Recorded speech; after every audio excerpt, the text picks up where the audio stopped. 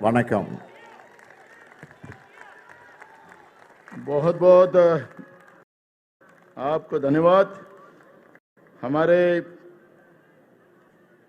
जम्मू कश्मीर के एक्स मुख्यमंत्री फारूक अब्दुल्ला जी वो आपको मार्गदर्शन करेंगे।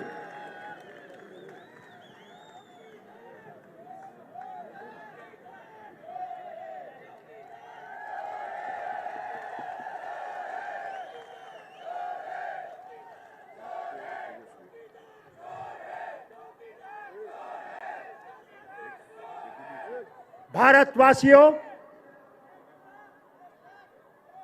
मैं इस सरजमीन को सलाम करता हूं।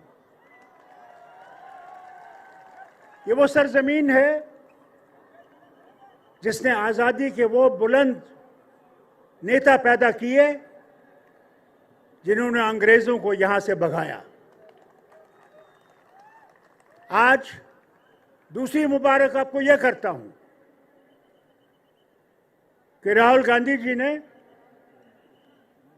अपनी यात्रा यहाँ पे जो इन्होंने ईस्ट से शुरू की थी, आज बंबई में समाप्त हुई।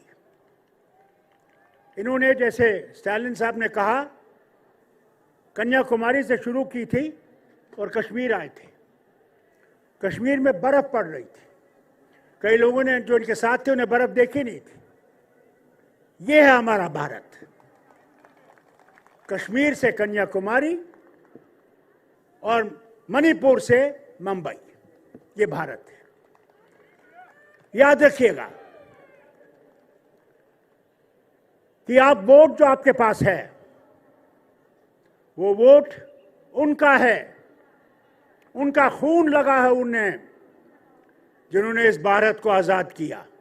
कभी भूलिए नहीं, वो सो गए मगर एक काम आपके लिए छोड़ गए कि इस भारत को बचाना है, इस भारत को सबके लिए रखना है।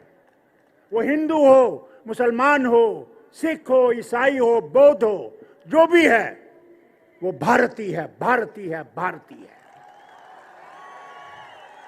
इससे बड़ी बात यह है, उस वोट का आपको बचाना है। ये मशीन जो है ये चोर है। मेहरबानी करके उस मशीन को देखिएगा। जब आप अपना बटन दबाएं, जो कागज वहां से लिखेगा वो देखिए कि आपका वोट उसमें है या दूसरा वोट गया है। हमने बहुत शोर किया, कहा वापस कागज का लाओ, इस मशीन को हटाओ। मुझे उम्मीद है जब इंडिया गठबंधन की गवर्नमेंट आएगी उसमें यह मशीन खत्म हो जाएगी। और दूसरी बात होगी कि इलेक्शन कमीशन जो है वो आजाद हो जाएगा, वो मुक्त हो जाएगा। उसमें वो लोग होंगे जो भारत से प्यार करते होंगे और इस मिट्टी को प्यार करते होंगे। बहुत चुनौतियां हैं, उन चुनौतियों का हम सब ने मुकाबला करना है। जितने भी लीडर यहां बैठे हुए हैं, हमने इकट्ठे इस किश्ती को चलाना है और इस किश्ती को डुबाने के लिए बहुत लोग खड़े हैं, उनका ख्याल रखिएगा। मगर अगर इंडिया मजबूत रहा और हम लोग सिर्फ ये सोच के निकलें कि हमने भारत को बचाना है, यहां के आईन को बचाना है, यहां के इंसान को बचाना है, तब सब कुछ ठीक होगा। आज फिर से मैं मुबारक करता हूं राहुल को और उसकी उस सारी टीम को जिन्होंने भारत को आज देखा है। दिल्ली में बैठ के भारत नहीं दिखता, भारत गांव में जाके दिखता है, जैसे इन्होंने देखा। इन्होंने उनसे गले लगाया जिनसे कभी किसी ने गले नहीं लगाया होगा। समझ लगे उनके पास है क्या, कहां पहुंचे हैं। भाई लोगों, आज मैं पूछता हूं आपसे, वो जो तेल है डीजल हो या पेट्रोल हो, उसकी कीमत कितनी है? आज जरूर ने 2 रुपए कम किए हैं क्योंकि इलेक्शन आने वाला है। गैस का सिलेंडर कितना महंगा है? आज 400 रुपए कम किए हैं, इलेक्शन आने वाला। जो इलेक्शन अगर ये आ गए तो खुदा ही जाने ये सिलेंडर कहां पहुंचेगा। आपके खाने की तेल की कीमत पूछिए अपनी मां से, बहन से, बीवी से। उसे पूछिए कि सब्जी की कीमत क्या है। कहां पहुंच गए हम? जो चिल्लाते थे कि हम यहां गरीबी दूर करेंगे, क्या आज गरीबी दूर हो गई? कि 80 करोड़ हमारे लोगों को अनाज मुफ्त देना पड़ता है, तो गरीबी कहां गई? बेकार हमारे जवान हैं, लड़कियां और लड़के पढ़े लिखे, कोई उनकी तरफ सुनवाई नहीं है। कब तक ये चलेगा? कब तक हम इस मुसीबत को देखते रहेंगे और चुप रहेंगे? आज वक्त आ गया है कि हम इकट्ठे होके संविधान को बचाएं और इस भारत की जो परंपरा है उसको बचाएं। ये आप तक है। मैं यही ऊपर वाले से मांगता हूं कि आपको हिम्मत दे कि आप अपने आप को और सबको निकालें और वोट डालें। अगर आप वोट नहीं डालेंगे तो फिर आप कुछ नहीं कह सकते, मगर वोट डालिए, आपके हक में नतीजा होगा। यही कहकर मैं फिर से महाराष्ट्र कांग्रेस को मुबारक करता हूं जिन्होंने ये सम्मेलन आज यहां पे इंतजाम किया, और राहुल को मुबारक करता हूं कि इसने ये कदम उठाया और सारे भारत को देखा। मैं उम्मीद करूंगा कि आगे ये याद रखेंगे कि भारत को उठाना है तो अपने आप को कुर्बान करना है। ये याद रखिएगा। जय हिंद, जय महाराष्ट्र। धन्यवाद। मैं अभी आगे के कड़ी में हम आप पार्टी के नेता जो दिल्ली के जो सरकार है उसमें मंत्री है सौरभ भारद्वाज, उनको मैं आमंत्रित करता हूं, वो आके आपका मार्गदर्शन करें।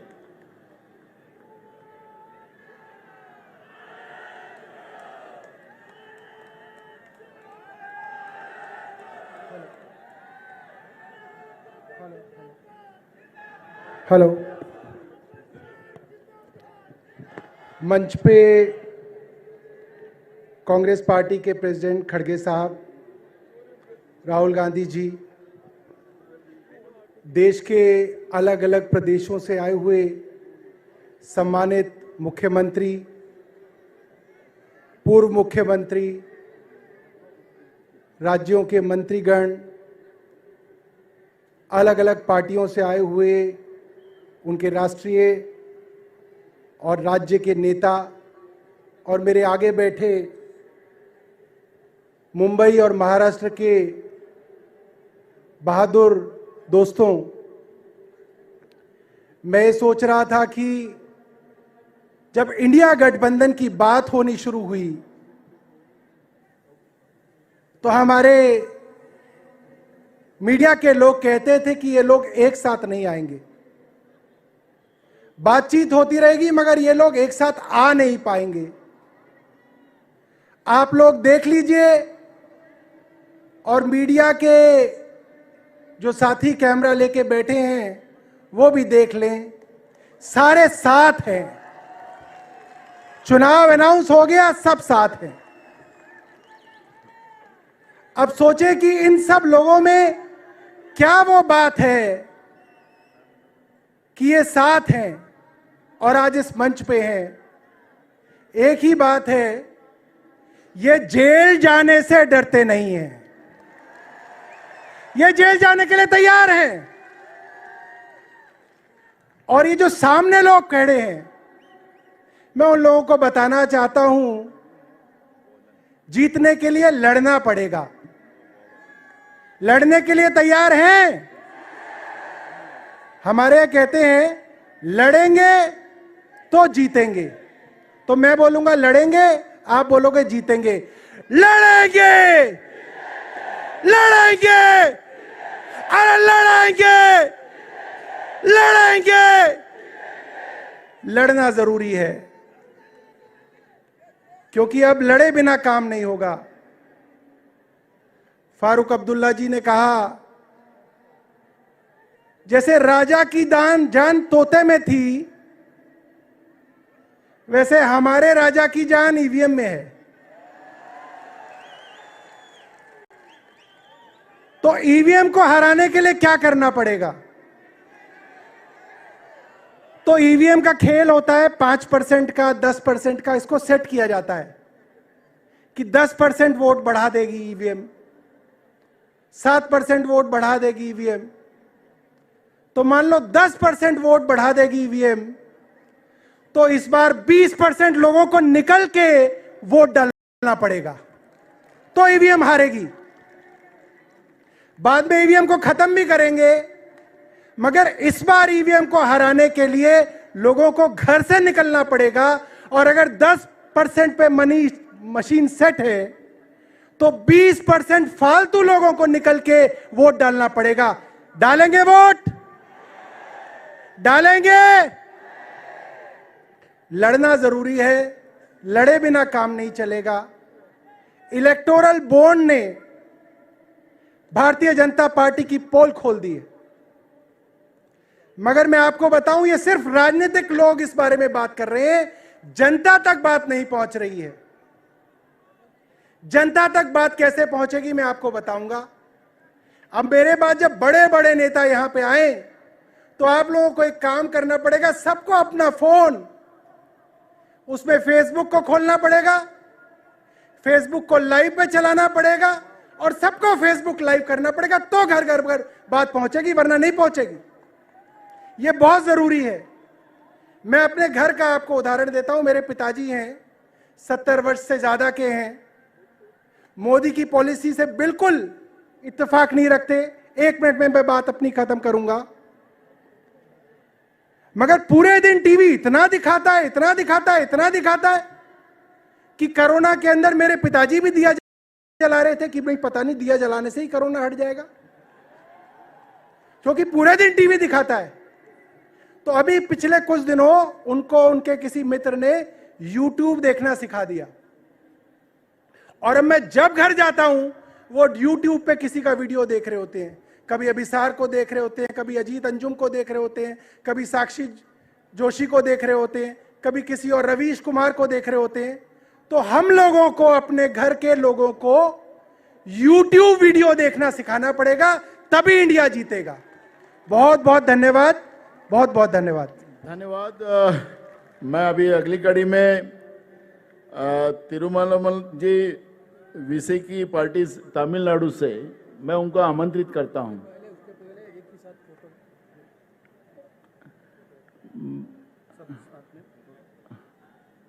थोड़ा एक ग्रुप फोटो सभी इंडिया अलायंस के नेतागण से मैं विनती करता हूं कि एक ग्रुप फोटो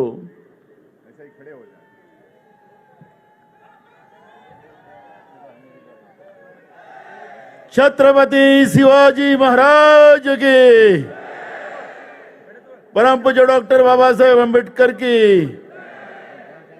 महात्मा ज्योतिबा फुले की, छत्रपति शिवाजी महाराज की।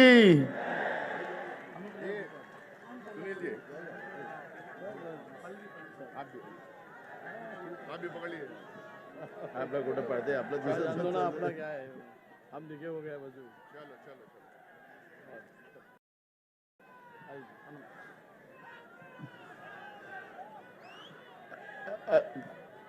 पहुंचे क्या, कहाँ गए हो?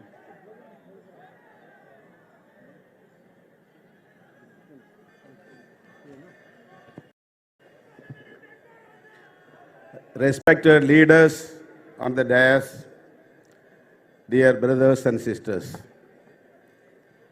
I'm very happy to have this opportunity to appreciate and congratulate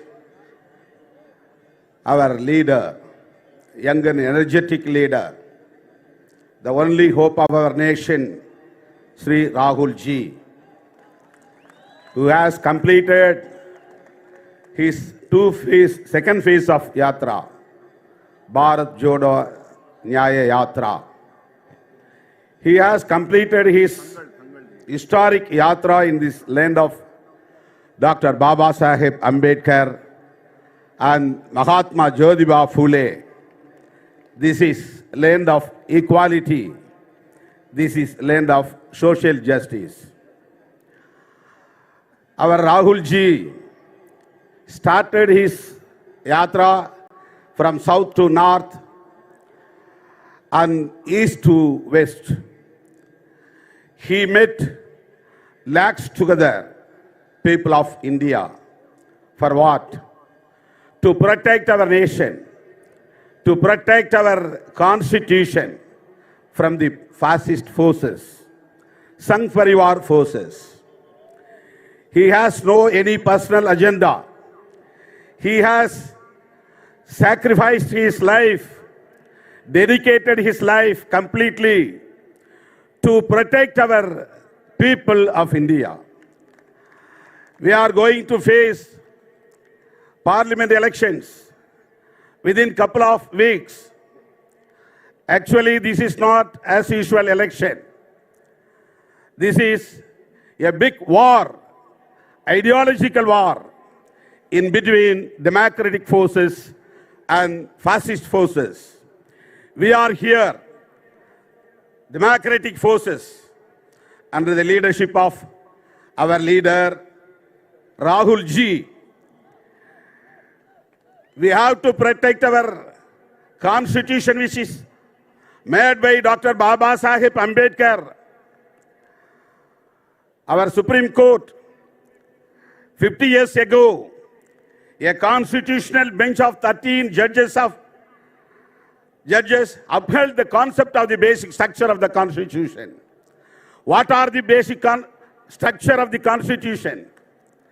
Supremacy of the Constitution, republican democratic form of government, secular nature of the Constitution, separation of powers between legislature, executive and judiciary. Finally, federal nature of this Constitution. This basic structure is facing threat from the fascist forces, so that we are here, 28 parties in the India bloc. We are here to give our hands to our Rahul ji, to protect our nation, to protect our constitution. The people of India are ready to defeat BJP from the regime. This is the high time to defeat BJP and Sangh Parivars, to protect our nation.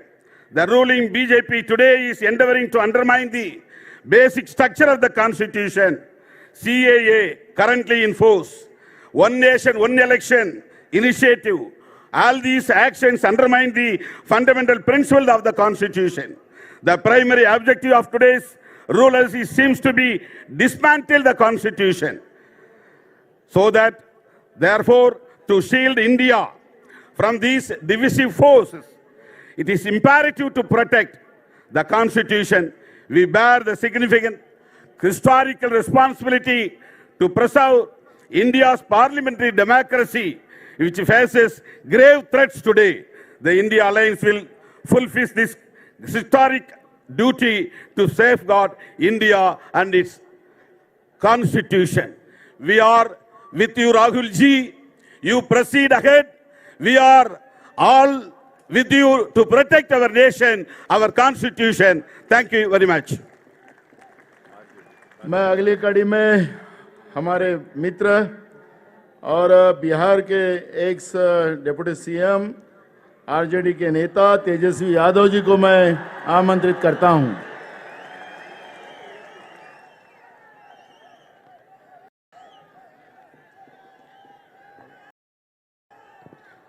अच्छा, आज के इस सभा में उपस्थित आदरणीय राहुल गांधी जी, मल्लिकार्जुन खड़गे जी, शरद पवार साहब जी, उद्धव ठाकरे साहब जी, प्रियंका गांधी जी, फारूक अब्दुल्ला जी, माननीय अंबेडकर साहब जी, महागठबंधन के इंडिया अलायंस के सभी नेतागण, सभी कार्यकर्तागण, सभी पदाधिकारीगण, मुंबई और महाराष्ट्र से आए हुए सभी हमारे बुजुर्ग अभिभावकों का पैर छू करके प्रणाम करते हैं।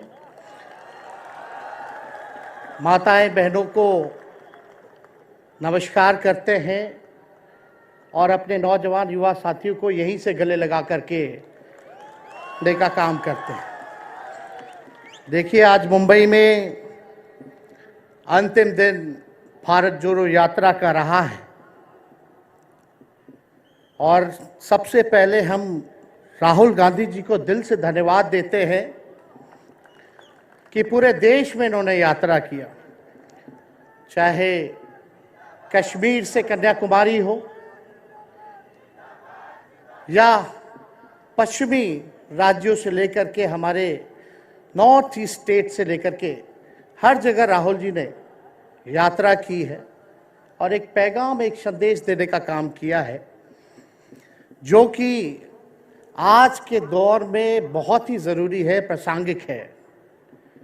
आज एक तरफ जहां नफरत फैलाया जा रहा है, जहां टकरार की बात की जा रही है, जहां प्रोपेगेंडा किया जा रहा है, जहां देश के संवैधानिक संस्थानों को हाईजैक किया जा रहा है, अस्थाई सरकारों को, चुनी हुई सरकारों को, लोकतंत्र में मतदान जो आप लोगों ने किया वैसी सरकारों को खरीदा जा रहा है, ईडी सीबीआई के जरिए डरा करके तोड़ा जा रहा है, गिराया जा रहा है।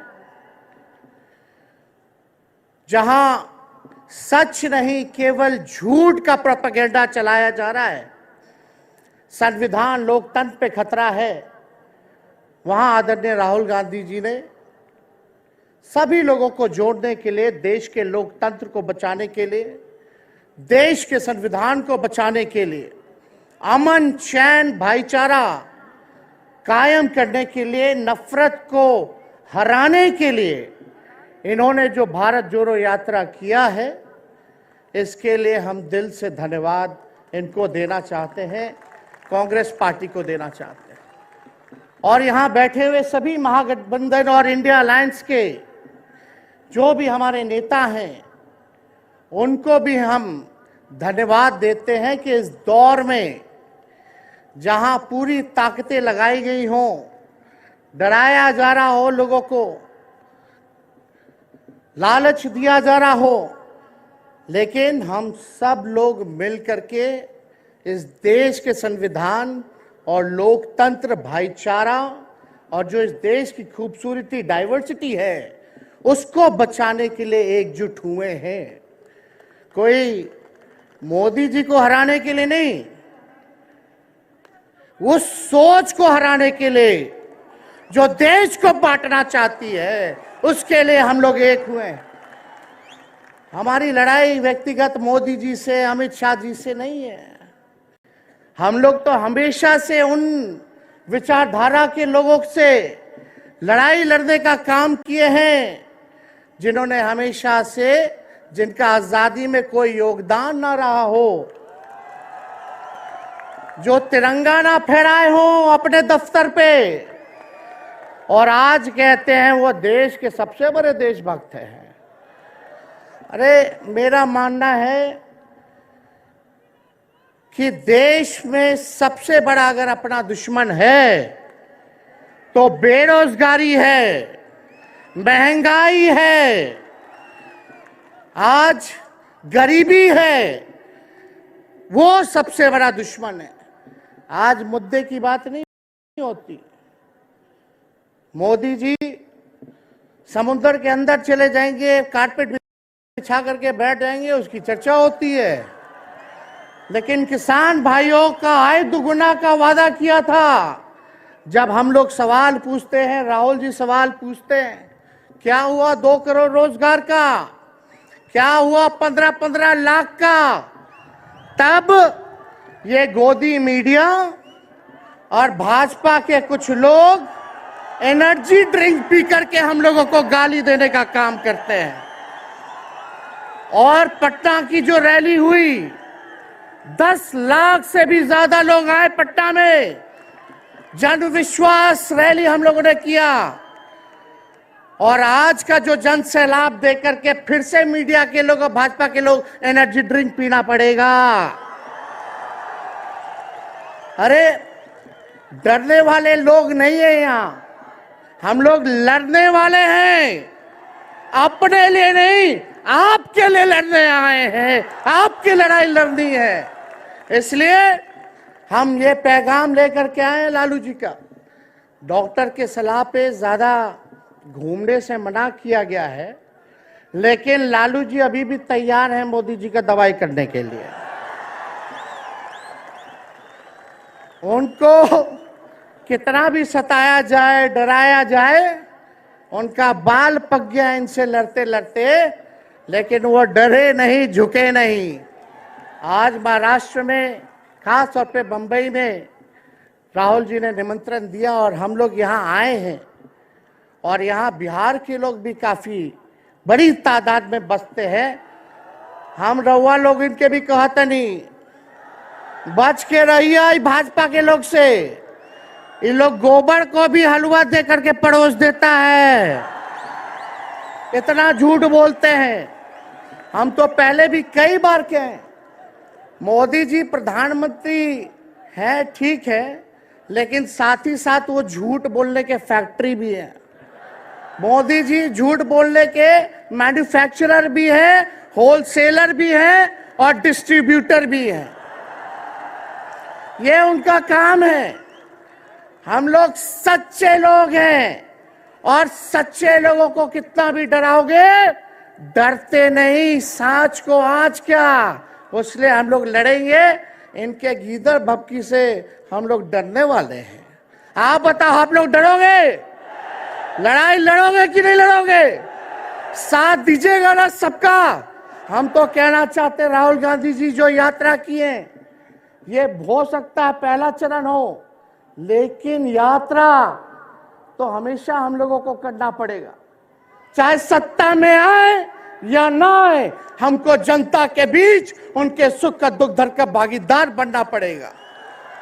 हमेशा जनता के बीच रहना होगा, क्योंकि इन लोगों ने इतना नफरत फैलाया, इतना नफरत फैलाया है, आपस में इतना भेदभाव करा दिया है कि आज सोचना पड़ेगा कि इस भेदभाव और नफरत को मिटाने में कितने साल लगेंगे। इसके लिए हमको हमेशा सब लोगों के बीच, जनता के बीच रहना होगा। और जो प्यार का, और जो आप कहते हैं जो दुकान खोला है, मोहब्बत की दुकान, इसको बंद मत कीजिएगा कभी। हमेशा आगे झंडा बुलंद करने का काम कीजिएगा। आज यहाँ शरद पवार जी भी हैं, उद्धव जी भी हैं। आपको पता है ऑपरेशन लोटस हो रहा था, यहाँ विधायकों को खरीदा जा रहा था, डराया जा रहा था। या एक बात बता देते हैं, आज महाराष्ट्र सरकार में जितने लोग बैठे हैं, कोई लीडर नहीं है, सब डीलर है। शरद जी के नाम पे, एनसीपी के नाम पे वोट लेंगे, भाजपा से डीलिंग कर लेंगे। राहुल गांधी जी के नाम पे वोट लेंगे, भाजपा से डीलिंग कर लेंगे। शिवसेना उद्धव जी के नाम पे वोट लेंगे, भाजपा से डीलिंग कर लेंगे। ये लोग केवल डीलिंग करते हैं, इसलिए वहां कोई भी लीडर नहीं, सब डीलर बैठा हुआ है। और जो डरे डरे लोग गए, अच्छा हुआ चले गए, उससे कोई फर्क पड़ने वाला नहीं है। हमको कितना भी मिटाने का कोशिश करोगे, फिर से हम कारवा बनाने का हौसला रखते हैं। इसलिए हम सब लोग यही आए, क्योंकि जनता, आप सब लोग हमारे मालिक हैं और आप लोगों का आशीर्वाद मिलता रहना चाहिए। अरे महाराष्ट्र में तो कम से कम विधायकों को ले गए, बिहार में तो हमारे चाचा को ही हाईजैक कर लिया। बड़ा सुनते हैं, मोदी जी बार बार कहते हैं कि मोदी जी की गारंटी जो है सबसे मजबूत वाली गारंटी है। हम मोदी जी को चैलेंज करते रहे, मोदी जी सबसे पहले, बाद में जो गारंटी देना, लेकिन अगर मेरा चाचा का गारंटी देके दिखा दो पहले कि वो फिर से पलटेंगे कि नहीं पलटेंगे। तो हम लोग, चलो बिहार में चाचा जी गए तो गए, हमारी शुभकामनाएं, बड़े हैं, अभिभावक हैं, लेकिन वहां जो आवाम का ताकत मिल रहा है, राहुल जी आए थे, सब लोग आए थे, जो प्यार मिल रहा है वो हम इतना आप लोगों को कह सकते हैं कि बिहार में भाजपा जो भी सोचती हो, सर्वे वाले कुछ भी दिखाते हो, गोदी मीडिया के लोग, लेकिन बिहार में इस बार चौंकाने वाला रिजल्ट हम ला करके देने का काम करेंगे। और आप लोगों को भी कहेंगे कि एकजुट हो जाइए, एकजुट होकर के लड़ाई लड़िए। ये मोदी जी क्या बोलते हैं, 2 करोड़, हम मोदी जी को चैलेंज करके बोलते हैं, 17 महीने केवल डिप्टी सीएम हम बिहार के रहे, 5 लाख लोगों को सरकारी नौकरी दिया। मोदी जी अपने 10 साल में भी 5 लाख क्या, कितना नौकरी दिए ये बता नहीं सकते। चैलेंज देते हैं, कितना सरकारी नौकरी दिया। सबसे ज्यादा बहाली रेलवे का आता था, सब चीज प्राइवेटाइज कर दिया गया, खत्म कर दिया गया। आर्मी में आता था, उसको जो है क्या किया आप सब लोग जानते हैं, कॉन्ट्रैक्ट पे सारा चीज कर दिया गया। तो इसलिए आप सब लोगों का प्यार मिलता रहे। ज्यादा समय हम नहीं लेंगे, सभी गणमान्य व्यक्तियों को, हमारे अभिभावक नेताओं को आप लोगों को संदेश देना है, वो अपनी बात को आप लोगों के समक्ष रखेंगे। लेकिन आप सब लोग एक नारा लगाइएगा, हम बोलेंगे भाजपा भगाओ, आप सब बोलना देश बचाओ, भाजपा भगाओ, भाजपा भगाओ। बहुत बहुत धन्यवाद। जय हिंद, जय महाराष्ट्र। धन्यवाद तेजस्वी जी। अब अगली कड़ी में वंचित बहुजन पार्टी के नेता प्रकाश आंबेडकर जी, वो आपका मार्गदर्शन करेंगे।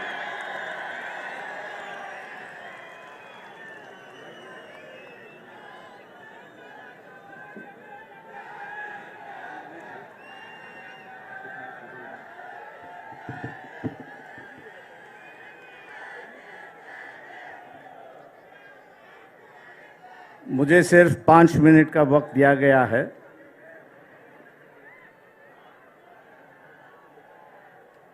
राहुल गांधी जी, कांग्रेस के अध्यक्ष खड़गे जी, प्रियंका गांधी जी, तेजस्वी यादव, फारूक अब्दुल्ला जी, मंच पर बैठे शिवसेना के उद्धव ठाकरे जी, शरद पवार जी, सभी नेतागण, दोस्तों और भाइयों, जहाँ तक मैं समझता हूँ कि हम लोगों को लड़ना चाहिए, साथ लड़े, अकेला लड़े, लेकिन लड़ना चाहिए। देश भर की परिस्थिति की बयान मैं कर रहा हूँ। मैं इसलिए देश भर की बयान कर रहा हूँ कि बंगाल में अलग सी परिस्थिति बन चुकी है। महाराष्ट्र में कोशिश की जा रही है कि हम सब जन इकट्ठा लड़े, लेकिन 2 चीज़ें जो है वो सबसे बड़ी चीज़ है, मैं यहाँ पर मानता हूँ। इलेक्टरल बॉन्ड आ चुका है और हर चैनल पर अमित शाह का बयान आ रहा है कि हमने जो है इलेक्शन के माध्यम से जो काला धन था उसको भगा दिया है। लेकिन मैं मोदी जी से और अमित शाह से पूछना चाहता हूं, future gaming and hotel service company है कि जिसकी 2021-2022 की जो नेट प्रॉफिट है, ये नेट प्रॉफिट 215 करोड़ का है और उन्होंने इलेक्ट्रल बॉन्ड जो है वे 1360 करोड़ का खरीद लिया है। जब कंपनी का प्रॉफिट ही 200 करोड़ है तो 1300 के बॉन्ड वहाँ कहाँ से खरीद लिए? इसका विवरण तो होना चाहिए। मैं ऐसे कई कंपनियों का नाम दे सकता हूँ। क्या हम लोग इनको टारगेट करेंगे या नहीं करेंगे? मोदी से ये सवाल पूछेंगे या नहीं पूछेंगे? और हम लोग जरूर पूछना चाहेंगे कि आप कह रहे हो, अमित शाह से हम कह रहे हैं कि आप टीवी पर जवाब देते हो तो इसका जवाब दीजिए कि इस कंपनी के पास 1300 करोड़ रुपए कहां से आए, इसका जवाब होना चाहिए। आप इन पर ईडी की इंक्वायरी करवा रहे थे, लेकिन ईडी की इंक्वायरी अब रुक चुकी है, ऐसी एक परिस्थिति है।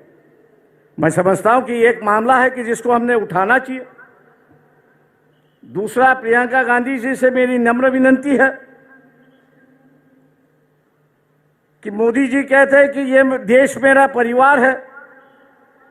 ये बात सही है कि ये देश उनका परिवार है, लेकिन उनका जो असली परिवार है उनमें से एक महिला उनके साथ में नहीं रहती है। हो सकता है कि अगले साल के इलेक्शन में जो हो रहा है, मोदी जी दोबारा प्राइम मिनिस्टर ना बने। कांग्रेस पार्टी के अध्यक्ष से भी मेरी दरखास्त है कि हम लोग इस मुद्दे को उठाए और हिंदू समाज के अंदर फैमिली का जो रिश्ता होता है वो सबसे गहरा रिश्ता होता है। मोदी जी उस रिश्ते को निभाए, उस रिश्ते को निभाए और अपनी पत्नी को अपने साथ में लेकर रहे। 2-4 दिन बाकी है, उसके लिए हम लोग को लड़ना चाहिए। मैं उम्मीद करता हूं कि खड़गे जी जब बात करेंगे इस पर जरूर अपनी टिप्पणी यहां पर करेंगे, क्योंकि वह हिंदू संस्कृति की बात करते हैं, हिंदू रिवाज की बात करते हैं, और वही रिवाज और वही उसको मानने के लिए तैयार नहीं। पर्सनल मामला है, मैं जानता हूं, लेकिन कल्चरल की चर्चा जो है ये आरएसएस ने शुरुआत की, कल्चरल नेशनलिज्म की गई, कल्चरल हिंदुइज्म की गई। अब वो अगर अदा नहीं कर रहे हैं तो मैं समझता हूं कि हम लोग की जिम्मेदारी होती है कि उनको उनकी बात समझाए और उसको अदा करने के लिए वो अपना अधिकार के लिए वो लड़े और हम लोग उनको सिखाए। ऐसी एक परिस्थिति है। दोस्तों, 5 मिनट का वक्त होते आ रहा है। मैं और एक बात यहां पर कहूंगा, वो राहुल गांधी जी से मेरा दरखास्त है यहां पर, वो ये है कि ईवीएम जो है 2004 से मैं उससे लड़ रहा हूं। आज भी बंबई हाई कोर्ट में उसके लिए मैं लड़ रहा हूं। पिछले 6 महीने से जब ईवीएम इंक्वायरी की बात आई तो इलेक्शन कमीशन उसको टाल रहा है। उसकी जो मशीन आती है वो अमेरिका से आती है, लेकिन वहां के जो चिप उसमें 2 है, स्टोरेज चिप जो है वो यहां 20-20, 25-25 रुपए में मिलते हैं कि जिसको मैनिपुलेट होता है।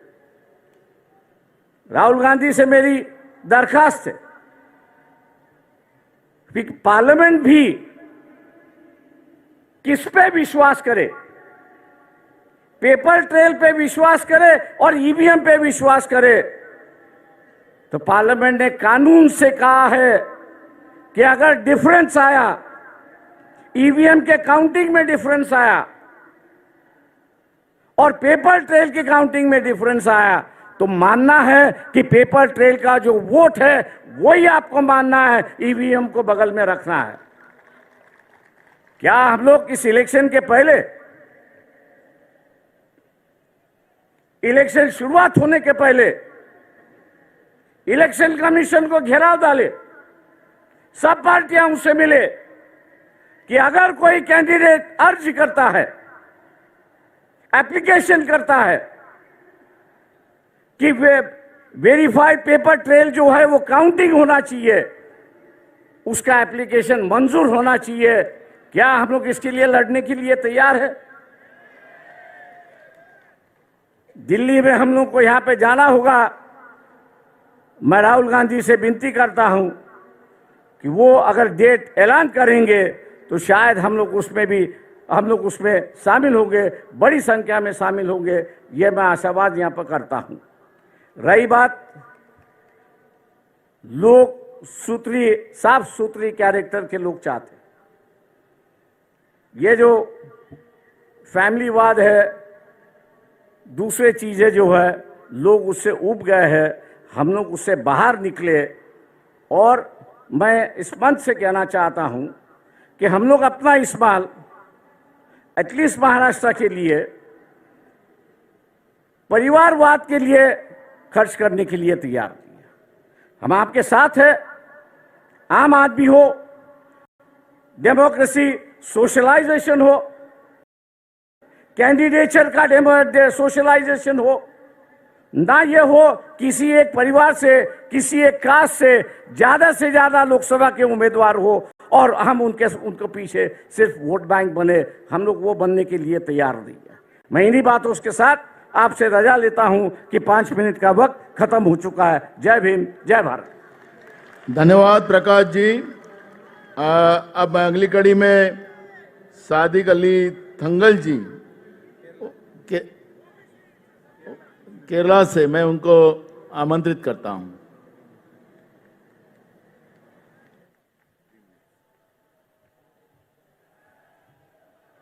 Assalamu alaikum. Namaskar. Respected Rahul ji, Kharke ji, Priyanka ji, Honorable Chief Ministers, former Chief Ministers, esteemed leaders, and my dear brothers and sisters. As we gather here today, we mark the technical end of the Bharat Jodo Yatra, but let us be clear, this journey for justice, for unity, for the soul of our nation does not conclude here. It persists in our hearts, in our actions, and in our unwavering commitment to a greater cause. For we are humanitarians, and our duty transcends the confines of time or formalities. Our beloved leader, Rahul Gandhi ji, has traveled the length and breadth of our nation, uniting its diverse population and understanding their issues and problems. This leader has devoted his time to the common people of India, and they find solace in him. His mission is not just important, it is essential in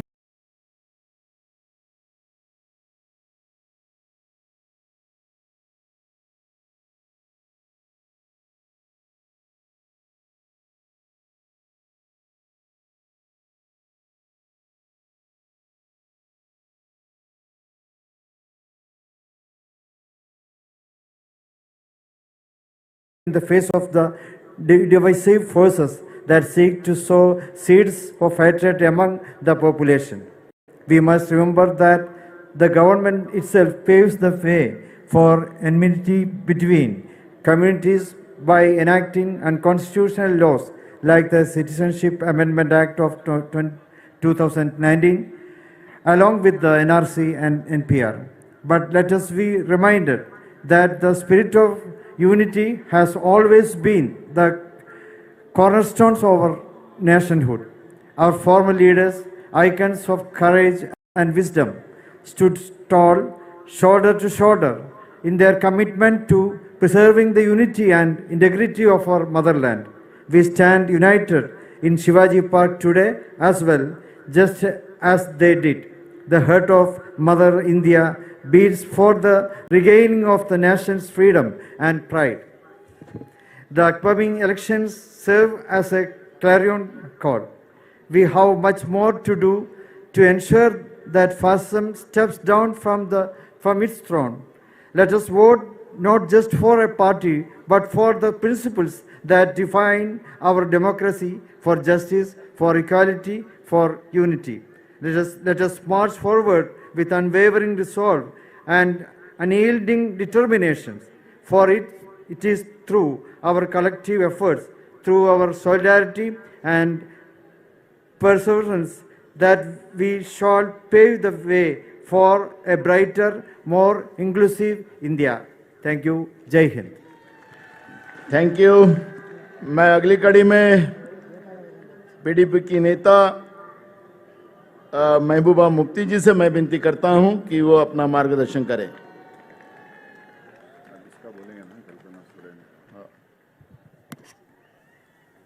Congress party के president Kharge साहब, राहुल गांधी जी और जितने भी यहाँ stage पे बैठे नेता leaders और यहाँ महाराष्ट्र मुंबई से आए हुए जितने भी भाई बहन बुजुर्ग बच्चियाँ, सबको मेरा आदाब, मेरा सलाम। आज मैं राहुल जी को उनकी यात्रा पूरी करने के लिए मुबारक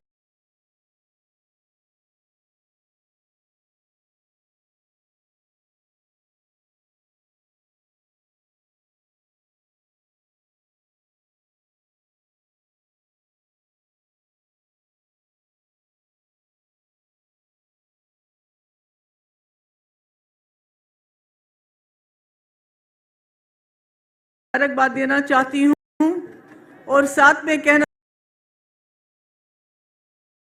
चाहती हूँ, राहुल जी, इस मुल्क ने, हिंदुस्तान ने गांधी जिसका नाम है उससे बड़े बड़े इम्तिहान लिए, बड़ी बड़ी कुर्बानियां ली हैं। चाहे वो महात्मा गांधी जी हो जिन्होंने आज़ादी की लड़ाई लड़ने के बाद इस मुल्क की आत्मा को बचाने के लिए अपनी जान दी, चाहे आपकी दादी इंदिरा जी हो जिसने इस मुल्क के लिए आखिरी कतरा खून का दिया, चाहे आपके पिताजी राजीव गांधी जी हो जिन्होंने इस मुल्क को अपने खून से सींचा। इसलिए आपके ऊपर ये जो भार है, ये जो जिम्मेदारी है, ये इसलिए आई है कि आपके नाम के पीछे गांधी नाम है, जिससे बीजेपी के लोग बहुत डरते हैं और आगे भी डरेंगे। आज मैं देख रही हूं यहाँ हम अलग अलग सोच, अलग अलग विचार के लोग जमा हो गए हैं। यही हिंदुस्तान है, यही भारत है जहाँ अलग अलग सोच होती है। यही हमारे संविधान ने हमें इख्तियार दिया है, अधिकार दिया है कि हम सबको मिलजुल के रहने का। मगर आज मैं आपको एक संदेश देना चाहती हूँ। इलेक्शन आने वाले हैं। संविधान का सबसे ताकतवर हथियार आपका वोट आपके हाथ में है। आपने एक वक्त था सबसे प्रिय प्रधानमंत्री जो मेरी नजर में थी, इंदिरा जी को, जिसने 10 साल की उम्र में आजादी की लड़ाई लड़ी, जिसने बांग्लादेश को आजाद किया, जिसने अपना आखिरी कतरा खून का इस भारत के लिए दिया, उसको भी अपने वोट से आपने बाहर कर दिया। आपने 2014 में मोदी जी को चुना जिन्होंने कहा सबका साथ, सबका विकास, सबका विश्वास, जिन्होंने कहा मैं हर साल 2 करोड़ नौकरियां दूंगा, जिन्होंने कहा 15 लाख रुपए जमा करूंगा तुम्हारे खाते में, जिन्होंने कहा कांग्रेस 450 रुपए में गैस सिलेंडर देती है, मैं 400 में दूंगा, जिन्होंने कहा औरतों के साथ ज्यादती हो रही है, मैं उनकी रक्षा करूंगा, और आपने वोट दे दिए। मगर 2019 में उन्होंने कुछ भी ऐसा काम नहीं किया और पुलवामा के शहीदों के नाम वोट मांगे, उन शहीदों के नाम जिनके लिए सतपाल मलिक साहब कहते हैं कि उनको उनकी लापरवाही की वजह से शहीद होना पड़ा। आपने फिर वोट दिए और आज 10 साल के बाद मोदी जी न 10 करोड़ नौकरियां, न 15 लाख जमा, न औरतों की सुरक्षा, न किसानों की डबल आयु, न एमएसपी, कुछ भी नहीं। मगर आप कहते हैं 400 पार। ये 400 पार क्यों करना चाहते हैं? आप मेरी बात सुनिए, क्योंकि ये संविधान को बदलना चाहते हैं, आपके हाथ में से आपका वोट छीनना चाहते हैं, ताकि जिस वक्त आप लोग जाग जाओ, आप इनको बाहर करना चाहो, आपके वोट में वो ताकत नहीं रहेगी। हम ऐसे हो जाएंगे जैसे चीन में वो किसी को भी वोट डालते हैं, चुना एक आदमी जाता है, एक जमात चुनी जाती है। जैसे प्यूटन रशिया में चुना जाता है, मोदी जी इस मुल्क को ऐसा ही बनाना चाहते हैं कि आपके वोट को, अगर आपने इस इलेक्शन में सोच समझ के वोट नहीं डाला तो आपके वोट की कोई ताकत नहीं रही। मैं जम्मू कश्मीर से आती हूँ, वहां संविधान खत्म है, चाहे जम्मू हो, कश्मीर हो, लद्दाख हो। आप आते हैं टूरिस्ट बन के, देखते हैं सब ठीक है, कुछ ठीक नहीं है। आप ले चले जाइए, वहां हजारों के लोग सड़कों पे मिलेंगे, मगर कश्मीर में कोई सड़क पे नहीं आता है, अगर आता है उसको जेल में डालते हैं। खुदा के लिए जो हाल हमारा है वो हाल आपका भी हो जाएगा अगर आप इस इलेक्शन में सोच समझ के वोट नहीं डालेंगे, संविधान को बचाने के लिए वोट नहीं डालेंगे, इंडिया अलायंस को सामने लाने के लिए वोट नहीं डालेंगे। राहुल जी की कुर्बानियां, इनके खानदान की, इनकी फैमिली की कुर्बानियां, अगर आप उनको बचाने के लिए वोट नहीं डालेंगे तो आप भी नहीं बचेंगे। मैं आप सबकी बहुत शुक्रगुजार हूं। मुझे बताया गया 5 मिनट में बात खत्म करनी है। बहुत बहुत शुक्रिया। धन्यवाद मुफ्ती जी। मैं अगली कड़ी में हमारे झारखंड के मुख्यमंत्री जो थे हेमंत सोरेन जी, उनको झूठे केस में फंसाकर मुख्यमंत्री पद पर रहने के बाद भी उनको जेल में डालने का काम केंद्र के बीजेपी और नरेंद्र मोदी की सरकार ने किया।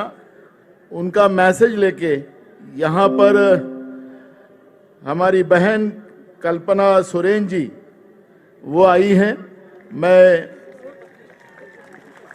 उनकी पत्नी है ये, वो यहाँ पे उनका संदेश देने आई है।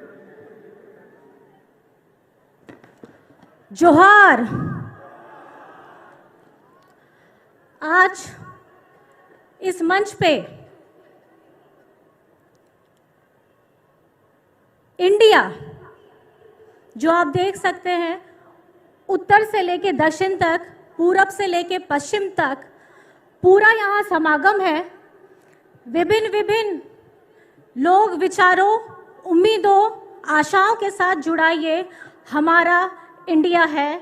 और यहाँ आए सभी जन सैलाब जो हमारे सामने बैठे हैं, धूप में, जो अब रात हो चुकी है, और इतनी कड़ी मेहनत जो हम लोगों को मिलती है।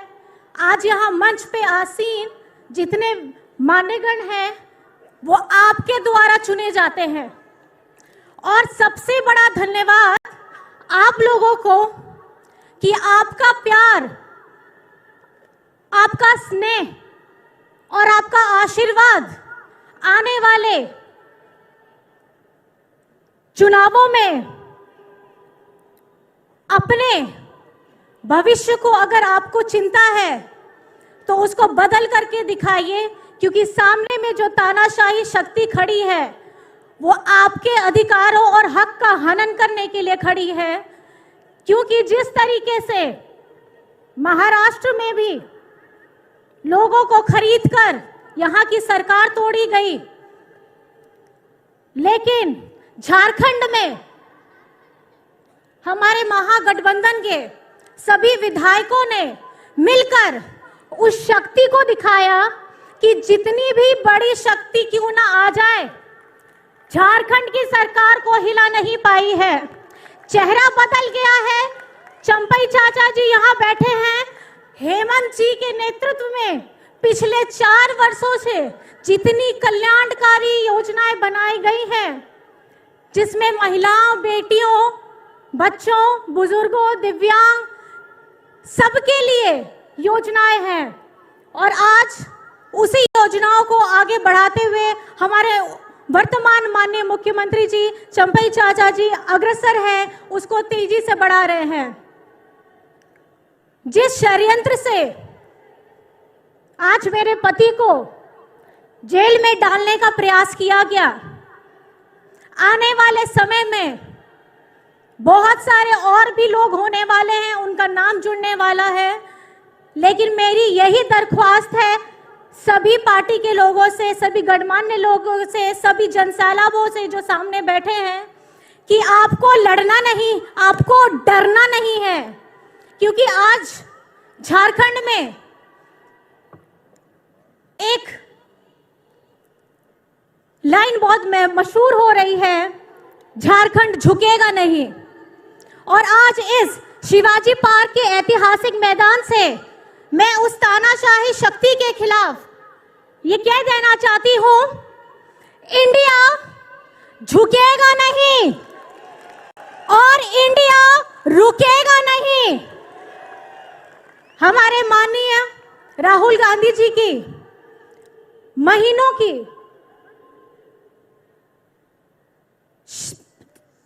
ताकत जो आपसे मिली है, अपना पसीना बहा के उन्होंने किया, आप लोगों को अपने साथ जोड़ करके किया।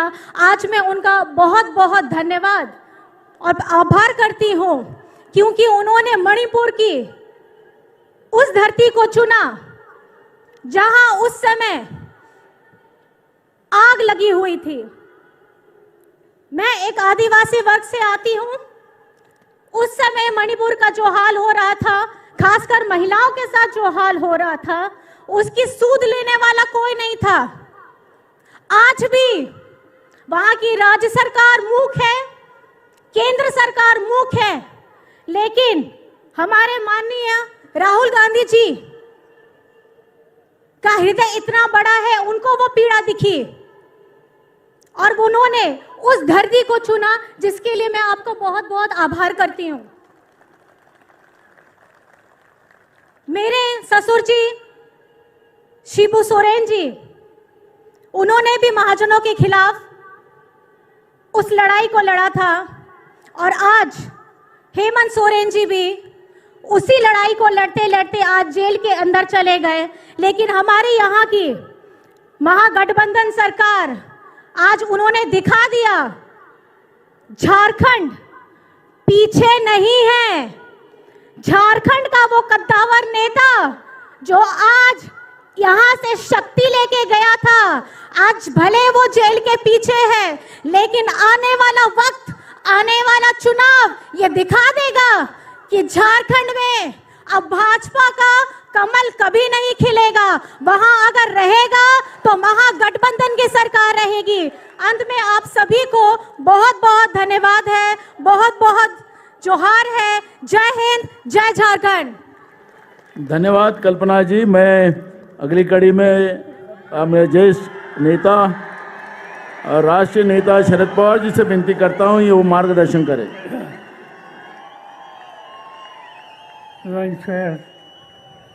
मिलते हुए जिनका सम्मान और स्वागत करने के लिए हम यहाँ इकट्ठा हुए और जिन्होंने भारत जोड़ो न्याय पूरी की, हिंदुस्तान के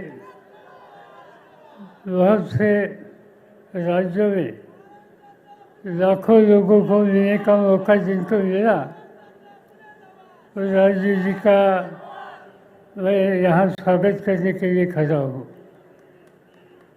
कई साथियों देश के अलग अलग हिस्सों से यहाँ आए हैं, अलग अलग राजनीतिक दल के नेता यहाँ हैं और उनको सम्मान और स्वागत करने के लिए आप यहाँ कई घंटे से मौजूद है। इसके पीछे एक ही बात है कि आज जो मुल्क की अवस्था है, हिंदुस्तान की जो स्थिति है, इसमें बदलाव लाने की ज़रूरत है। कि बदलाव ला सकते हैं हम सब मिलकर, इकट्ठा होकर। जिन लोगों ने देश को अलग अलग आश्वासन देकर फंसाया, इनको दूर करने के लिए जब हमें वोट देने का मौका मिलेगा, उस दिन हमें कदम उठाना होगा। हम लोगों ने देखा कि आज जिन लोगों के हाथ में देश की हुकूमत है, उन्होंने कई एश्योरेंसेस देशवासी को दिए थे, किसानों को दिए थे, मजदूरों को दिए थे, बेरोजगार नौजवानों को दिए थे, महिलाओं को दिए थे, दलितों को दिए थे, आदिवासियों को दिए थे।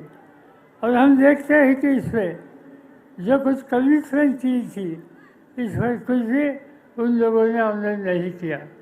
और इसलिए जो लोग वायदा करते हैं और पूरा करते नहीं, उनको दूर करने के लिए हम लोगों को मिलकर कदम उठाना होगा। और ये मौका हम लोगों को अगले महीने में मिलेगा। मैं इतना ही कहना चाहता हूँ।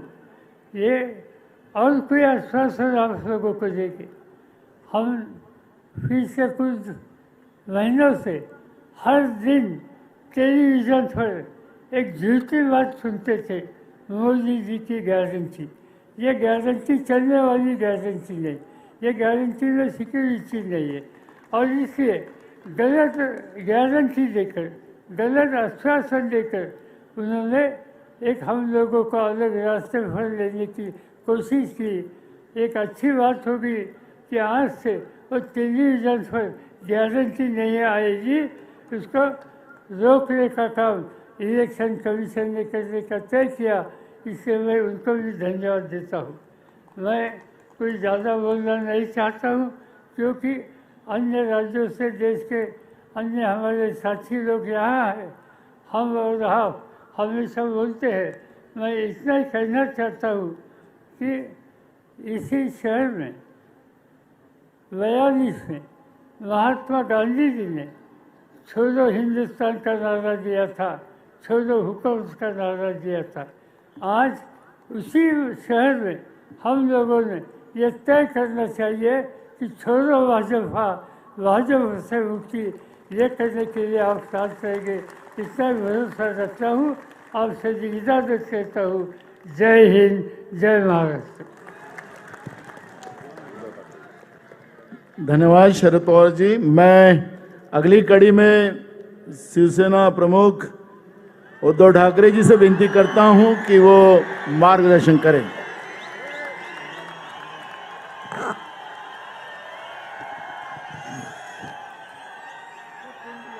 माननीय खरगे साहेब, पवार साहेब, राहुल जी, व्यासपीठावरील सर्वच मान्यवर आणि जमलेल्या माझ्या तमाम देशभक्त, देशप्रेमी बांधवांनो, भगिनी आणि मातांनो, राहुल जी, तुम्हाला मी खास धन्यवाद देतोय, अभिनंदन करतो, कारण तुम्ही आपल्या भारत जोडो यात्रेची सांगता महाराष्ट्रामध्ये आणि मुंबईमध्ये करत आहात। आणि जसं आता पवार साहेब म्हणाले, हीच ती मुंबई आहे ज्या मुंबईतून महात्मा गांधीजींनी 42 साली इंग्रजांना चले जाओ सांगितलं होतं।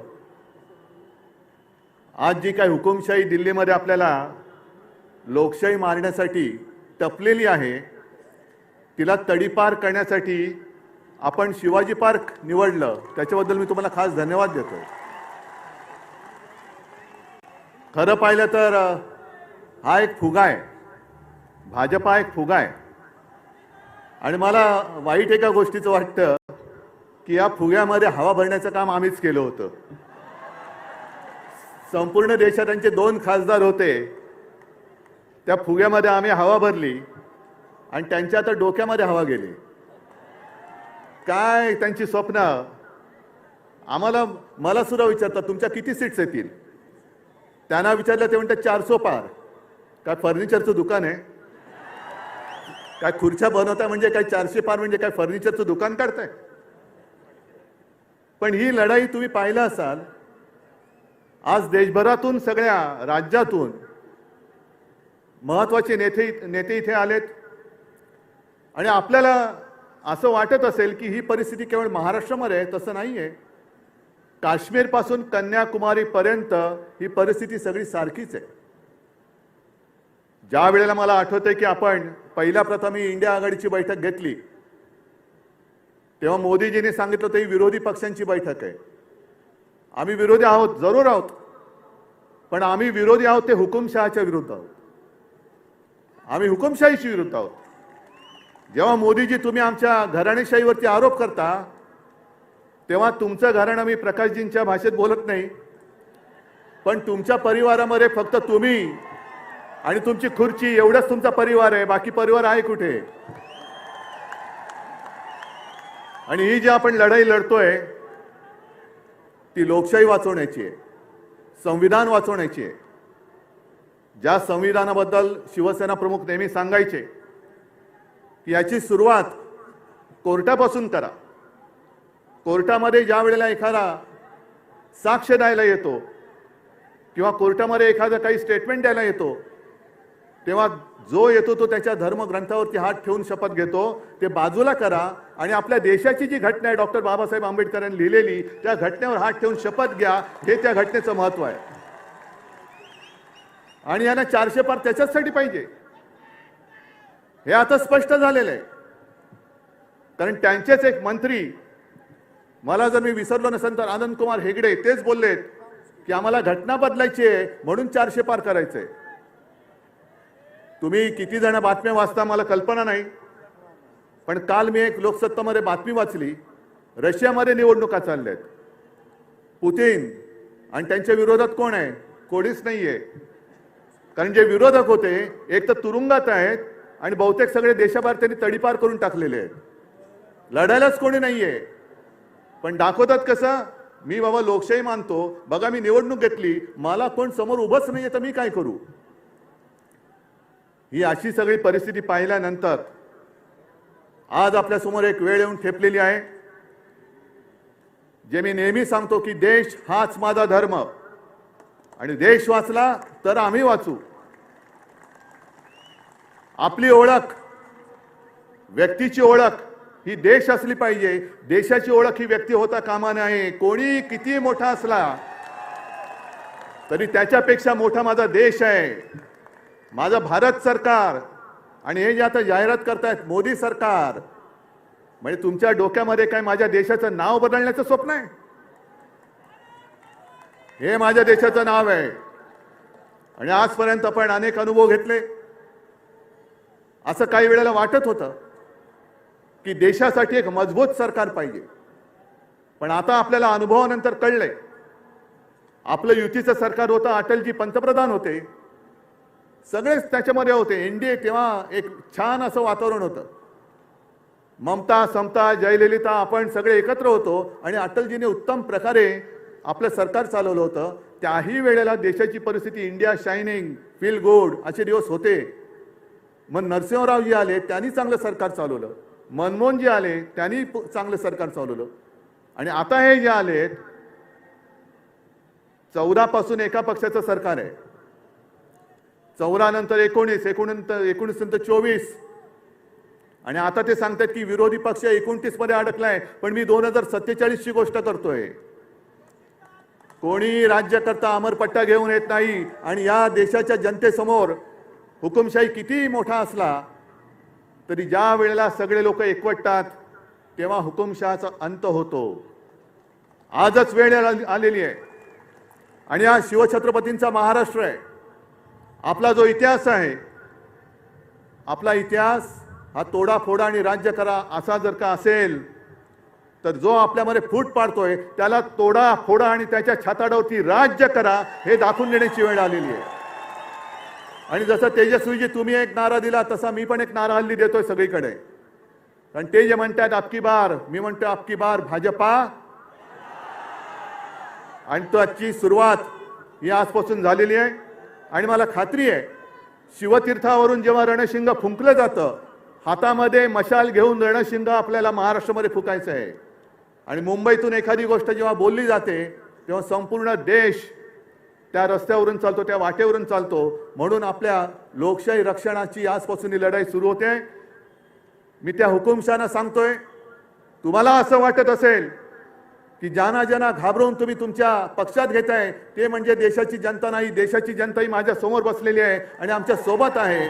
आणि तुम्ही किती अत्याचार करण्याचा प्रयत्न करा, तुम्हाला तोडून मोडून टाकल्याशिवाय राहणार नाही. ही शपथ घेऊन आम्ही मैदानात उतरलेलो आहोत. आणि एकच नारा परत घेऊन अबकी बार भाजपा तडीपार, गावागावात जा आणि या हुकुमशाही राजवटीचा अंत करा, एवढीच एक विनंती करतो आणि आपली रजा घेतो. जय हिंद, जय महाराष्ट्र. धन्यवाद उद्धव जी। धारावी के दिल से निकली युवा शक्ति की आवाज। टीम विकास एक डांस ग्रुप है जिन्होंने दुनिया भर में धारावी, मुंबई, महाराष्ट्र और इंडिया का नाम रोशन किया है। अमेरिकाज गॉट टैलेंट के winners team Vikas. Over to you.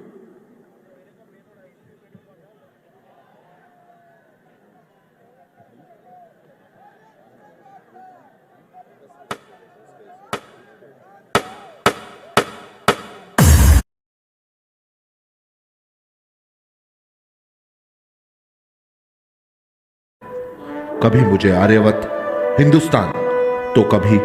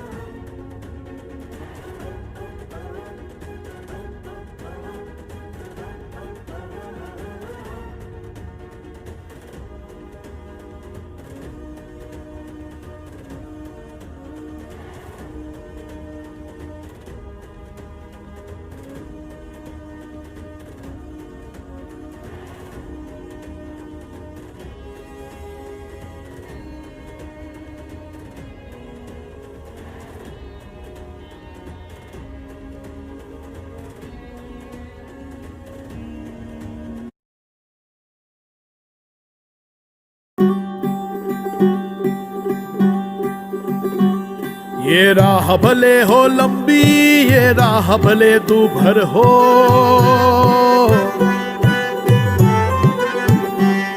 इस राह पे चलते चलते हमको गाते जाना है।